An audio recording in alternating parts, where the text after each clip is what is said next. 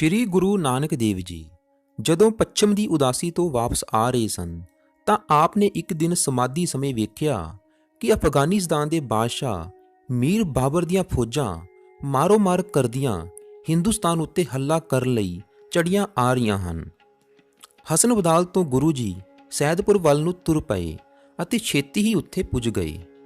ਉਸ ਵੇਲੇ ਤੱਕ ਉੱਥੇ ਬਾਬਰ ਦੀਆਂ ਫੌਜਾਂ ਦੀ ਕੋਈ ਖਬਰ ਨਹੀਂ ਸੀ ਪੁੱਜੀ, ਪਰ ਉਹ ਛੇਤੀ ਹੀ ਆ ਗਈਆਂ।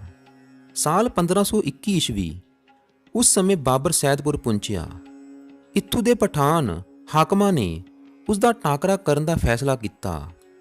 ਪੀਰਾਂ ਤੇ ਮੁਲਾਨਿਆਂ ਨੇ ਉਹਨਾਂ ਨੂੰ ਯਕੀਨ ਦਿਵਾਇਆ ਕਿ ਅਸੀਂ ਜਾਦੂ ਟੋਣਿਆਂ ਨਾਲ ਤੁਹਾਡੀ ਮਦਦ ਕਰਾਂਗੇ, ਪਰ ਇਹਨਾਂ ਸਾਰਿਆਂ ਨੂੰ ਹਾਰ ਖਾਣੀ ਪਈ। ਸਾਰਿਆਂ ਨੂੰ ਤਲਵਾਰ ਦੀ ਭੇਟ ਕੀਤਾ ਗਿਆ। ਬਾਬਰ ਦੀਆਂ ਫੌਜਾਂ ਸ਼ਹਿਰ ਵਿੱਚ ਆ ਕੇ ਲੁੱਟ, ਤਬਾਹੀ ਤੇ ਕਤਲੇਆਮ ਕਰਨ ਲੱਗ ਪਈਆਂ। ਔਰਤਾਂ ਤੇ ਬੱਚਿਆਂ ਨੂੰ ਫੜ ਕੇ ਗੁਲਾਮ ਬਣਾਇਆ ਗਿਆ। ਜਿਹੜੇ ਲੋਕ ਤਲਵਾਰ ਦੀ ਭੇਟ ਹੋਣੋਂ ਬਚ ਗਏ ਉਹਨਾਂ ਨੂੰ ਫੜ ਕੇ ਕੈਦੀ ਬਣਾਇਆ ਗਿਆ ਅਤੇ ਉਹਨਾਂ ਦੇ ਹੀ ਘਰਾਂ ਤੋਂ ਲੁੱਟਿਆ ਹੋਇਆ ਮਾਲ ਸਮਾਨ ਉਹਨਾਂ ਦੇ ਸਿਰ ਉੱਪਰ ਚੁਕਾਇਆ ਗਿਆ ਕਿ ਫੌਜ ਦੇ ਡੇਰੇ ਲੈ ਚੱਲੋ। ਬਾਬਰ ਦੇ ਸੈਦਪੁਰ ਪੁੱਜਣ ਵੇਲੇ ਗੁਰੂ ਨਾਨਕ ਦੇਵ ਜੀ ਅਤੇ ਭਾਈ ਮਰਦਾਨਾ ਜੀ ਵੀ ਉੱਥੇ ਆ ਚੁੱਕੇ ਸਨ। ਉਹਨਾਂ ਦੋਨਾਂ ਨੂੰ ਵੀ ਕੈਦ ਕਰ ਲਿਆ ਗਿਆ।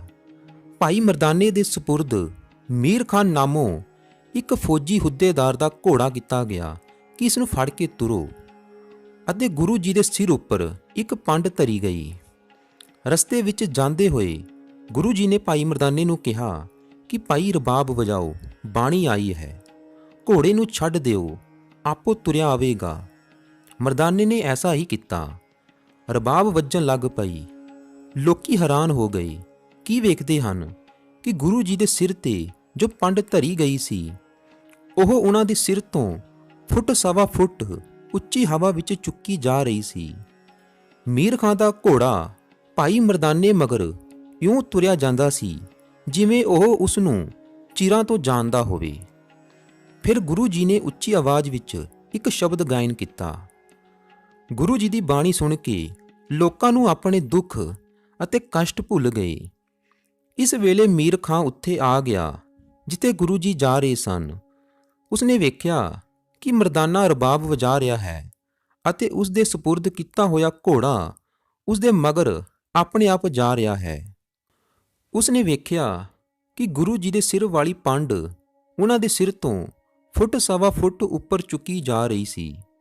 ਅੰਤ ਨੂੰ ਸਾਰੇ ਕੈਦ ਕੀਤੇ ਲੋਕ ਬਾਬਰ ਦੇ ਡੇਰੇ ਪੁੱਜ ਗਏ। ਬੰਦੀਆਂ ਨੂੰ ਚੱਕੀਆਂ ਦਿੱਤੀਆਂ ਗਈਆਂ ਤਾਂ ਜੋ ਜੇਤੂ ਫੌਜ ਲਈ ਆਟਾ ਪੀਸਿਆ ਜਾਵੇ। ਗੁਰੂ ਨਾਨਕ ਦੇਵ ਜੀ ਨੂੰ ਤੇ ਭਾਈ ਮਰਦਾਨੇ ਨੂੰ ਵੀ ਚੱਕੀਆਂ ਤੇ ਦਾਣੇ ਦਿੱਤੇ ਗਏ। ਮੀਰ ਖਾਨ ਨੇ ਰਾਹ ਵਿੱਚ ਆਉਂਦਿਆਂ ਗੁਰੂ ਜੀ ਦਾ ਇਲਾਹੀ ਨਾਦ ਸੁਣਿਆ ਸੀ ਤੇ ਵੇਖਿਆ ਸੀ ਕਿ ਹੋਰਨਾਂ ਕੈਦੀਆਂ ਉੱਪਰ ਇਸ ਦਾ ਕਿੰਨਾ ਡੂੰਘਾ ਅਸਰ ਹੋਇਆ ਸੀ। ਉਸਨੇ ਇਸ ਦਾ ਜ਼ਿਕਰ ਬਾਬਰ ਨਾਲ ਕੀਤਾ। ਬਾਬਰ ਨੇ ਅੱਗੋਂ ਕਿਹਾ ਕਿ ਜੇਕਰ ਮੈਨੂੰ ਪਤਾ ਹੁੰਦਾ ਕਿ ਇਸ ਸ਼ਹਿਰ ਵਿੱਚ ਅਜਿਹੇ ਸਾਈਂ ਲੋਕ ਰੱਬ ਦੇ ਬੰਦੇ ਰਹਿੰਦੇ ਹਨ ਤਾਂ ਮੈਂ ਇਸ ਸ਼ਹਿਰ ਨੂੰ ਲੁੱਟਦਾ ਨਾ।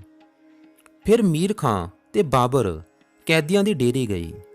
ਉਹਨਾਂ ਨੇ ਵੇਖਿਆ ਕਿ ਗੁਰੂ ਜੀ ਸਮਾਧੀ ਵਿੱਚ ਜੁੜੇ ਬੈਠੇ ਸਨ ਅਤੇ ਮਰਦਾਨਾ ਕੋਲ ਰਬਾਬ ਵਜਾ ਰਿਹਾ ਸੀ ਅਤੇ ਦੋਨਾਂ ਦੀਆਂ ਚੱਕੀਆਂ ਆਪਣੇ ਆਪ ਚੱਲ ਰਹੀਆਂ ਸਨ।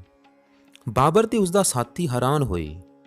ਕੁਝ ਚਿਰ ਮਗਰੋਂ ਗੁਰੂ ਜੀ ਨੇ ਨੇਤਰ ਖੋਲ੍ਹੇ ਅਤੇ ਇੱਕ ਸ਼ਬਦ ਗਾਇਨ ਕੀਤਾ ਜਿਸ ਵਿੱਚ ਦੱਸਿਆ ਕਿ ਪਰਮਾਤਮਾ ਸਭ ਤੋਂ ਵੱਡਾ ਤੇ ਸਰਬ ਸ਼ਕਤੀਮਾਨ ਹੈ ਅਤੇ ਇਨਸਾਨ ਉਸ ਦੇ ਸਾਹਮਣੇ ਇੱਕ ਨਿੱਕੀ ਜਿਹੀ ਹਸਤੀ ਹੈ।